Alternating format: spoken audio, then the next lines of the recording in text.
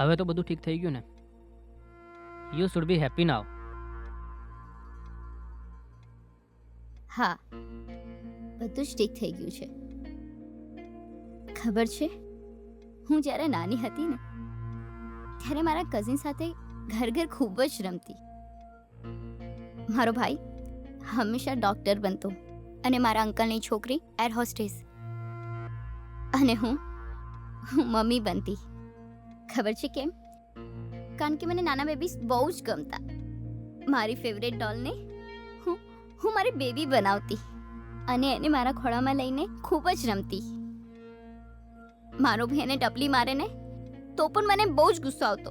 હું એને લાકડી લઈને મારવા દોડતી.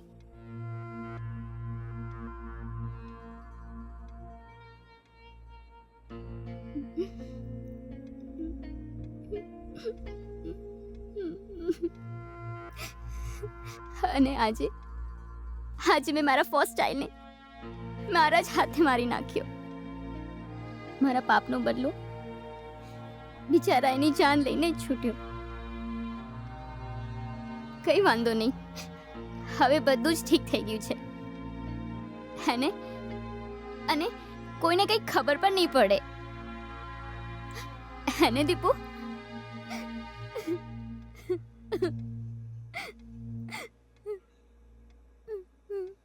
જિંદગીને આવી ભૂલોથી બચાવવા માટે દરેક બાળકને સેક્સ વિશે પૂરતું નોલેજ હોવું જરૂરી છે. આવી ભૂલો જ બાળકોની જિંદગી બરબાદ કરી નાખે છે. અને એટલા માટે જ હું સેક્સ એજ્યુકેશન માટે લડીશ. સર, હું પણ આ લડાઈમાં તમારી સાથે છું. મારી પાસે એક પ્લાન છે. કાલે ગુરુવાર છે ને? સંસ્કાર સિંચન. સંસ્કાર સિંચન.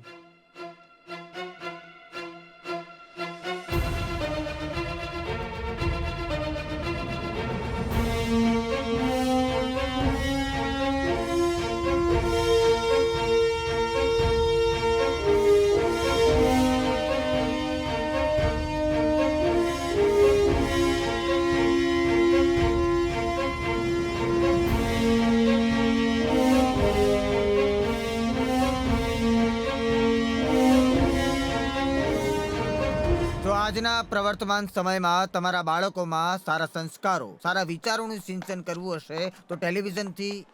શ્રીમાન માનવ, આપ અહીં શું કરો છો? હાય, મારું નામ માનવ છે. અહીંયા હું તમને કંઈક કહેવા આવ્યો છું. શ્રીમાન માનવ, આ મારી સંસ્કાર સિંચનની શિબિર છે. અહીં આવવાની પરમિશન તમને કોણે આપી? મેં આપી છે પરમિશન આ લોકોને. વેલ, તમને બધાને યાદ હશે કે આ સ્કૂલનું પ્રેમાઇસિસ મારું છે અને અહીંયા પરમિશન આપવા વાળો ફક્ત હું એક જ છું. તો બધા હવે શાંતિથી બેસો અને જે કહેવામાં આવે એને સમજવાની કોશિશ કરો. હવે આ પથભ્રષ્ટ શિક્ષક આપણને દિશા બતાવશે. બોલો. મને એક વાતનો જવાબ આપો અને પછી અમે બધા જતા રહીશું. તમારામાંથી કેટલા પેરેન્ટ્સ પોતાના બાળકો સાથે સેક્સ વિશે ડિસ્કશન કરે છે? પોતાનો હાથ ઉપર કરો. તમને લોકોને શું લાગે છે, બાળકો સેક્સ વિશે ક્યાંથી શીખતા હશે? ના તો તમે પેરેન્ટ્સ બાળકોને એ વિષય પર વાત કરો છો કે ના પછી તમે ટીચર્સને એ વિષય પર વાત કરવાની પરમિશન આપો છો? બાળકો ટીનેજ દરમિયાન હોર્મોન્સના ચેન્જીસને કારણે શારીરિક અને માનસિક બદલાવ મહેસૂસ કરે છે. બાળકોમાં જાતીય આવેગ કે જે નેચરલ છે એના વિશે જાણવાની જિજ્ઞાસા હોય. અને આ કોઈ રોગ કે વિકૃતિ નથી. જો એમના મનમાં ઉઠતા સવાલોનો સંતોષકારક રીતે જવાબ આપવાની પરમિશન નહીં આપવામાં આવે તો પણ એ લોકો આ બધું એકબીજામાંથી જ શીખશે કે પછી પોર્નોગ્રાફિક સાઇટ્સથી. અને એમાં બાળકો જુએ છે સ્ત્રીને ઘણી વિચિત્ર અને અપ્રાકૃતિક રીતે ટ્રીટ કરવામાં આવે છે. ઘણીવાર તો 4 કે 5 મેન અને એક ફિમેલ ગ્રુપ સેક્સ, રેપ. તમે તો જાણતા જ હશો આ બધું કેટલું ખતરનાક છે અને આને કારણે ઘણા માસૂમોના જીવ પણ ગયા છે. શું આ પ્રકારના કિસ્સા આપણા ભદ્ર સમાજને પોસાય એવા છે? છોકરાઓ આવું બધું જોઈને જ શીખે છે કે બધી છોકરીઓને આવી ક્રૂરતા જ પસંદ છે. અને બીજી તરફ છોકરીઓમાં માનસિકતા ઘર કરી જાય છે કે દરેક છોકરાઓ એમની સાથે આવો ખરાબ વર્તાવ જ કરવાના છે. તમે લોકો પારેવા વિશે તો જાણતા જ હશો. એ ખૂબ વિચિત્ર આદત છે એની સામે જ્યારે ખતરો આવે છે ત્યારે પોતાની આંખો બંધ કરી લે છે. એ ના સમજ એમ સમજે છે કે ખતરો ટળી ગયો, પણ ના, એ એની મૂર્ખામી છે. તમે બધા જ પારેવા જેવા છો. તમને ડર છે કે સેક્સ વિશેના વિચારો તમારા બાળકને ગેરમાર્ગે દોરી જઈ શકે છે અને એટલે જ તમે તમારા બાળક સાથે આ વિશે વાત પણ નથી કરતા. પણ તમે કેમ ભૂલી જાઓ છો? આંખો બંધ કરીને બાળકની જિજ્ઞાસા સંતોષાતી નથી.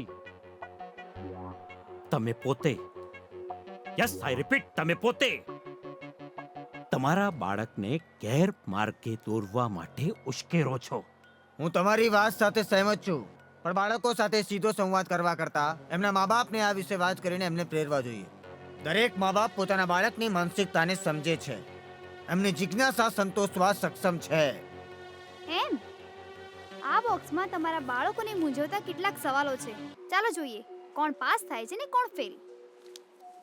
મને કે મારી મમ્મીને પીરિયડ્સ દરમિયાન મંદિરમાં કે કિચનમાં જવાનું એલાઉડ નથી. શું પીરિયડ્સ આવા એટલી ખરાબ કે શરમની વાત છે? જો એ પાપ હોય તો પણ અમે જાતે કરેલું પાપ તો નથી જ. આઈ વિશ કે મને ક્યારેય પીરિયડ્સ ના આવે. ભગવાન પોતાની મરજીથી જ મને એ પાપ કરાવે છે અને પછી પોતે સજા પણ આપે છે. ભગવાન પણ ખરા છે નહીં? છે કોઈની પાસે જવાબ? પીરિયડ્સ આવવા એ ભગવાનનો શ્રાપ નથી પણ આશીર્વાદ છે. માનવ સરના ક્લાસીસથી હું સમજી કે ફલન ના પામેલા હ્યુમન એક્સ અને એની આસપાસની માંસલ દિવાલ પીરિયડ્સ દ્વારા શરીરની બહાર નીકળી જાય છે અને આ દરમિયાન થતા રક્તસ્રાવના કારણે અશક્તિ ન આવે એના માટે સ્ત્રીને રસોઈ અને પૂજાપાઠ જેવા કામથી આરામ આપવા માટે આ પ્રથા બની હશે. શું હસ્તમૈથુન કરવું પાપ છે? બાળકોએ 25 વર્ષ સુધી બ્રહ્મચર્ય પાળવું જોઈએ એવું મારું માનવું છે. લિંગના ઉત્થાન વખતે શરીરના અન્ય અંગોમાંથી બ્લડ લિંગ તરફ જાય છે અને વીર્યસ્ખલન દરમિયાન શરીરની ઘણી ઉર્જા ખર્ચ થાય છે, જેથી ટીનેજમાં જો મગજને યોગ્ય માત્રામાં બ્લડ ન મળે તો માનસિક વિકાસ રૂંધાઈ શકે છે. એટલા માટે 25 વર્ષ સુધી બ્રહ્મચર્યના પાલન વિશે કહેવાયું હશે. હસ્તમૈથુન એ પુખ્ત પુરુષ માટે સેક્સનો જ એક પ્રકાર છે. એ કોઈ રોગ નથી અને એનાથી સેક્સ લાઈફ પર કોઈ અસર થતી નથી. મારો કઝિન કહેતો હતો કે સુહાગ રાતે છોકરીને સીલ તૂટવાથી બ્લીડિંગ થાય છે. જો એ ના થાય તો શું છોકરી કુંવારી નથી? આ તો તમને બધાને ખબર જ હશે નહીં? બોલો કોણ સમજાવશે?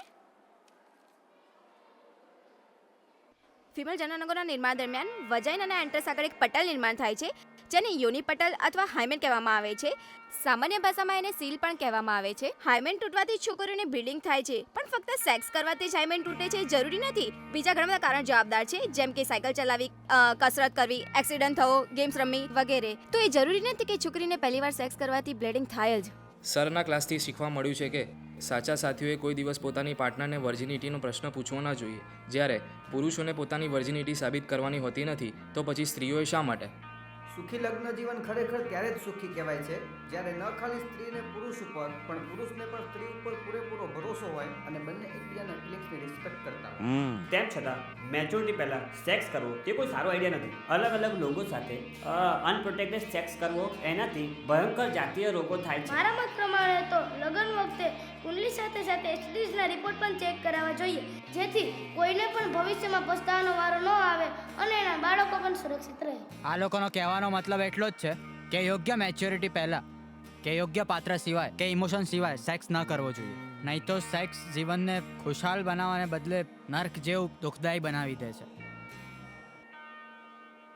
પણ હું આ બધી વાતો મારા ડેડી સાથે શેર નથી કરી શકતો. આઈ લવ યુ ડેડ, પણ હું તમારી સાથે સેક્સ વિશે ડિસ્કસ કરવા કમ્ફર્ટેબલ નથી. હું માનવ સરને સ્ટુપિડ જેવા લાગતા સવાલ પૂછી શકું છું, કારણ કે મને ખબર છે કે મને સાચા અને સાયન્ટિફિક જવાબો આપશે, જેમ કે સેફ સેક્સ માટે કોન્ડોમનો યુઝ કેવી રીતે કરવો જોઈએ. તમે જ બતાવો કે આ પ્રકારની વાતચીત હું મારા ડેડી સાથે કેવી રીતે કરી શકું, જે મારા માટે આદરણીય છે. અમને માનવ સરની જરૂર છે. મને એમના ક્લાસમાંથી પ્રેરણા મળી છે કે વર્જિનિટી એ ભગવાનની ખાસ ગિફ્ટ છે જે દરેકે પોતાના સ્પેશિયલ જીવન સાથી માટે રાખવી જોઈએ. ને એટલે જ મેં પ્રી મેચ્યોર સેક્સના એક ચાન્સને જતો કર્યો છે.